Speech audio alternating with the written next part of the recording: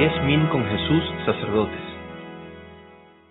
Queridos hermanos, en este 20º domingo del tiempo ordinario, la Iglesia nos presenta el Evangelio de San Mateo, capítulo 15, versículos que van del 21 al 28. Se trata del encuentro de Jesús con la mujer cananea, y antes de analizar algunas particularidades, quisiera resumir de qué se trata. Jesús sale del lugar donde se encuentra y se dirige a la región de Tiro y Sidón. Allí una mujer cananea se pone a gritar detrás de él: Señor, hijo de David, ten piedad de mí, porque mi hija está poseída por un demonio. Pero Jesús no le presta atención, y entonces los apóstoles le ruegan, por favor atiéndela, porque viene gritando detrás nuestro. Y Jesús responde algo que llama la atención: no he sido enviado sino a las ovejas perdidas de la casa de Israel. La mujer aprovecha este momento en el que Jesús conversa con los apóstoles y se pone delante de él y le dice: Señor, ayúdame. Y Jesús le responde algo que nos llama más la atención todavía: no está bien tomar el pan de los hijos y echárselo a los perros. La mujer se humilla ante Jesús y le dice que también los perros comen de las migajas que caen de la mesa de sus amos, y Jesús le responde: qué grande es tu fe, que se haga como tú quieres. Y su hija queda sana. He hecho este resumen porque me parece muy importante como posicionarnos delante de un evangelio que usualmente nos parece incómodo. ¿Por qué Jesús responde de esta manera a esta mujer? ¿Por qué no la atiende inmediatamente como hace en muchas otras ocasiones? ¿Por qué Jesús se define como aquel que ha sido enviado solo a las ovejas perdidas de la casa de Israel? ¿Por qué el Señor le responde de una manera que nos parece tan dura, ¿no? Diciendo que no es bueno dar a los perros las migajas que caen de la mesa la comida que está destinada a los amos. Sin duda son preguntas a las que tenemos que responder y a las que este evangelio de hecho responde. Recordemos que el evangelio de San Mateo está dirigido a un grupo de lectores cristianos provenientes del judaísmo. Es decir, está dirigido a judeocristianos. Sin embargo, es un evangelio que precisamente por eso acentúa con claridad que la salvación es para todos y no solamente para los judíos. Lo acentúa de varias maneras, pero el momento central y más grande es el final del evangelio, cuando nuestro Señor Jesucristo da aquello que llamamos como el discurso misionero, el mandato misionero, a sus apóstoles. Y les dice: vayan pues y hagan discípulos a todos los pueblos, es decir, a todas las naciones. Pantata ethne, que no quede ninguna nación sin ser discípula del Señor. De esta forma, el Evangelio de San Mateo, escrito para los judíos, deja claro que la salvación es para todos. ¿Cómo podemos entender entonces este episodio en el que Jesús parece decir que no ha sido enviado para todos, sino solamente para la casa de Israel? Sin duda tenemos que entenderlo en la línea de los episodios proféticos. Jesús, como profeta, como maestro también, quiere enseñar algo, quiere ilustrar la verdad sobre la salvación universal. Ha sido dicho de alguna manera que en el mandato misionero de Mateo 28:19, Jesús quiere enseñar la salvación para todas las naciones, pero en este pasaje lo muestra antes de enseñarlo. Es decir, en el pasaje del encuentro con la cananea, el Señor Jesús demuestra que la salvación es para todos. Y luego, después de que los apóstoles lo han vivido en carne propia, lo enseñará de manera, podría decir ya, más profunda en el mandato misionero. En pocas palabras, este pasaje tiene el objetivo de hacernos comprender de manera práctica que la salvación es para todos.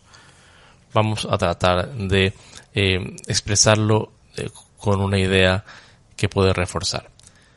En Juan 6:37, hablando del pan de vida, Jesús dice esta frase: todo lo que me da el Padre vendrá a mí, y al que viene a mí no lo echaré fuera. Es decir, aquel que acude a mí no será rechazado. Esta verdad axiomática que Jesús dice en Juan 6:37, la pone en práctica aquí con esta mujer cananea. Analizamos a continuación los detalles concretos del pasaje. Jesús se encuentra en Tiro y Sidón, es decir, en Fenicia. Se trata de un lugar de paganos que no está de paso. Está bastante alejado de la zona de la Galilea donde el Señor Jesús se encontraba antes de llegar allí. Sin duda es posible que el Señor haya ido a esta región para escapar de la persecución incipiente ya de Herodes. Sin embargo, está en un lugar bastante apartado y en un lugar pagano. Esto significa que Jesús se encuentra allí con un propósito, con una razón. Ha ido especialmente por un lugar pagano para dar una lección a sus apóstoles, para enseñar que la salvación es universal, tal como hemos venido diciendo. Mientras está caminando por este lugar, se le acerca, dice el Evangelio de Mateo, una mujer cananea le sale al encuentro. Y es importante esta explicación cananea. Marcos, en su Evangelio en el capítulo 7, llama a esta mujer sirofenicia, que es un término mucho más apropiado para el tiempo en el que Jesús vive. Esta mujer vive en Siria, en la parte de Fenicia, por lo tanto es una mujer sirofenicia. Sin embargo, Mateo llama a esta mujer cananea. ¿Por qué?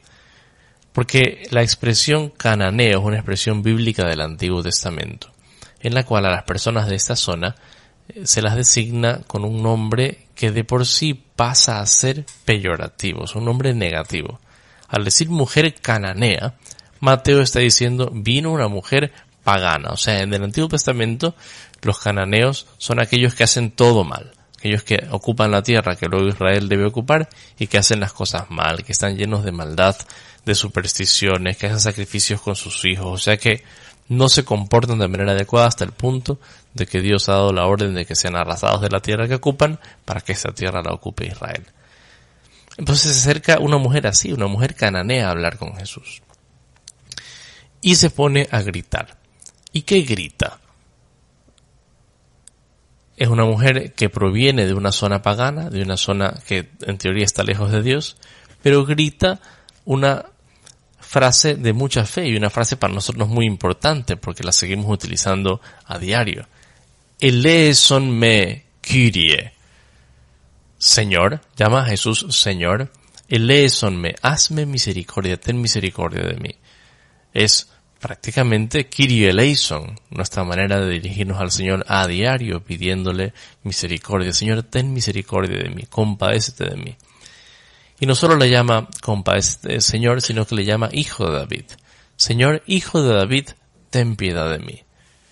Esta mujer que es pagana reconoce a Jesús entonces como Mesías, pues le llama Hijo de David, y como Dios, pues le llama Señor. Y le explica la causa de su dolor. Su hija está cruelmente poseída por un demonio. Se está preocupada por el bienestar de su hija. Jesús no le responde nada, hace como que si no le escucha. Y entonces los apóstoles se le acercan y le ruegan a Jesús, le insisten, por favor atiéndela, porque viene gritando detrás de nosotros. Los apóstoles quieren que Jesús escuche a esta mujer y le resuelva el problema. Pero no se plantean si quieren que le resuelva a Jesús el problema a esta mujer por la caridad que debe tener para con todos, o no se plantean el problema de si es pagana o no. Simplemente no quieren que siga gritando detrás de ellos, no quieren incomodarse, no quieren pasar esa vergüenza. Y entonces Jesús dice esta frase que es muy importante. No he sido enviado sino a las ovejas perdidas de la casa de Israel. Jesús como Mesías se define aquel que ha venido a salvar a Israel. Pero ahora el Señor va a aprovechar justamente este pasaje para explicar cómo el nuevo Israel está formado no por aquellos que simplemente han nacido en una nación, sino por aquellos que creen en él. O sea, el nuevo Israel se pertenece no por una ascendencia étnica, sino por la fe, tal como nos enseña luego San Pablo. Mientras Jesús está diciendo esto, ella se acerca y se postra. se acerca y se postra ante Jesús. Y una vez más le dice, Señor, Kyrie, y le ruega que le dé ayuda. Boetheo, ¿no? Le pide que le ayude, que le auxilie. Pero es interesante esto. Vamos aprendiendo aquí ya algunas características de la fe de esta mujer. Es una fe que grita, o sea, es una fe insistente, pero es una fe también que da un paso más. No solo pide, sino que se postra, adora. Entonces Jesús responde, no está bien tomar el pan de los hijos y echárselo a los perrillos. Al decir esto, Jesús está haciendo alusión a una imagen típica de la revelación en Israel. El favor de Dios, la gracia de Dios, la manera de amar de Dios es representada muchas veces como un banquete. Dios ha dado un banquete para su pueblo Israel. Ahora Jesús le dice, no está bien tomar el pan de los hijos, aquí los hijos representan al pueblo de Israel, y dárselo a los perrillos, a los perros. Es la frase que más nos asombra. Pero aquí hay un detalle bien importante. Perros era el modo usual en el que los judíos llamaban a los paganos, especialmente de esta zona. Personas que no conocen a Dios, personas que son salvajes, personas que realmente no están como civilizadas por la revelación divina. Usualmente para esto se usa una serie de términos, como skulax, ¿no? Es un perro, o sea, se refiere a un perro salvaje, a alguien que no tiene ningún norte, por así decir, en su vida, que no tiene Dios ni ley, diríamos, en nuestro lenguaje popular. Pero Jesús no usa este tipo de palabras, usa una palabra especial, la palabra kiunarios. Kiunanion es un perro de casa, un perrito, por eso nuestras traducciones muchas veces dicen, no está bien echar el pan de los hijos a los perritos. O sea, no se dirige a los paganos de esta forma tan despectiva como los demás. Le dice perrito. ¿Y esto por qué es importante? Porque en el lenguaje con la mujer, Jesús se está dirigiendo a ella como los judíos normalmente se dirigen, pero añadiéndole un componente de acogida, de cariño. Y sobre todo, al llamarla de esta forma, al llamar a los judíos perrillos, o sea, aquellos perros que están en casa, está dejando ver, a diferencia de lo que haría un judío, que hay un lugar en la casa para ellos. Y en ese momento, la mujer da un paso más. Y nos muestra que su fe, que la fe verdadera, es aquella que se hace pequeña ante el Señor, que se humilla ante el Señor. La mujer le dice, es verdad, pero también los perrillos comen las migajas que caen de la mesa de sus amos. Es verdad, Señor, una vez más, ¿no? Pero los perrillos también, y utiliza la misma frase, la misma expresión, kiunaria, todos los perrillos comen también de las migajas que caen de la mesa de sus amos. Y entonces Jesús, movido por su fe, hace aquello que esta mujer le pide, pero no lo hace como quien ya hace un favor para que no le moleste más, como le sugerían los apóstoles, sino que la alaba. Mujer, qué grande es tu fe, que se haga como tú quieres. Y su hija queda sana en aquel instante. Jesús halaga la fe de esta mujer. Esto quiere decir que de esta forma culmina aquella enseñanza que quería dar a la mujer, a los apóstoles y a nosotros. En el nuevo reino de Dios, lo que cuenta no es la procedencia, sino la fe. Y la fe de esta mujer tiene algunas características que ya las he dicho, pero que resumirlas nos ayuda mucho. Es una fe que grita, una fe que suplica, ten piedad de mí, eleison me Kyrie. Es una fe que ante la necesidad se pone delante de Jesús, pues con mucha humildad, sabiendo que solo de Él puede recibir aquello que necesita. Es una fe que persevera muchísimo a pesar de la adversidad. Mientras los apóstoles le hablan a Jesús, esta mujer aprovecha y se acerca y se postra. La fe verdadera adora, en general, no en general, sino a una persona concreta. Adora a Jesús y se entrega a Jesús plenamente. Y finalmente la fe verdadera es una fe humilde, como la de esta mujer, que se humilla ante el Señor Jesús, que se hace pequeña. Nosotros muchas veces tenemos la mala costumbre, por así decir, de tener una fe, entre comillas, fe exigente. Vamos ante Jesús simplemente con nuestra agenda hecha, y si no hace el Señor como nosotros queremos exactamente, nos enojamos. La fe verdadera es una fe humilde, una fe que reconoce la grandeza de Jesús, que se hace pequeño ante Él, porque el Señor Jesús siempre cumple su palabra. El que se humilla será enaltecido. Así han hecho los santos, se han sentido siempre pequeñitos ante Cristo, y Cristo les ha enseñado la grandeza de su amor.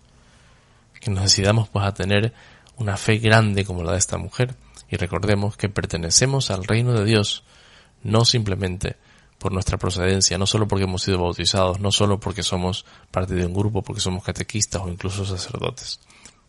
Pertenecemos a esta iglesia por la fe en el Señor, que debe aumentar cada día con la ayuda de nuestra Madre la Virgen. Que Dios los bendiga.